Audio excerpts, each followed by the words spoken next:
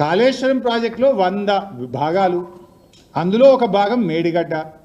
ఆ మేడిగడ్డలో ఉన్న 85 పియర్సు. 85 పియర్స్లో ఒక్క పియర్ గొంగితే కిషన్ రెడ్డి ఎన్డీఎస్ఏకి ఉత్తరం రాసిండు. అరే మీరు జల్ది రాండి మొత్తం కూలిపోయింది జర చూడుండ్రి అన్నాడు. 100 భాగాల్లో మేడిగడ్డ ఒక భాగం, మేడిగడ్డలో ఉన్న 85 పిల్లలలో ఒక పిల్లర్ గొంగితే కిషన్ రెడ్డి ఢిల్లీకి ఎన్డీఎస్ఏకి ఉత్తరం రాసి 2 రోజులు పిలిపించిండు. మరి మొత్తం ఎస్ఎల్బీసే కుప్పకూలింది కదా.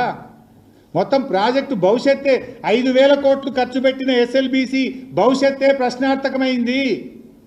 ఆ టీ బీమ్ బయటకెళ్ళది, ముంగడికి పోదు. 6 చచ్చిపోయినరు, బతుకులు ఆగమైనవి, శవాలు కూడా బయటకు రాలేదు.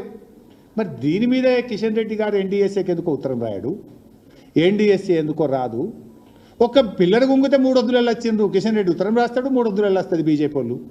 మరి ఎస్ఎల్బీసీ కుప్పకూలితే 5,000 కోట్ల ఖర్చు పెట్టిన ప్రాజెక్టు ఆగమైపోతే ఎందుకు ఎన్డీఎస్ఏ రాదు, ఎందుకు కిషన్ రెడ్డి గారు ఉత్తరం రాయడు?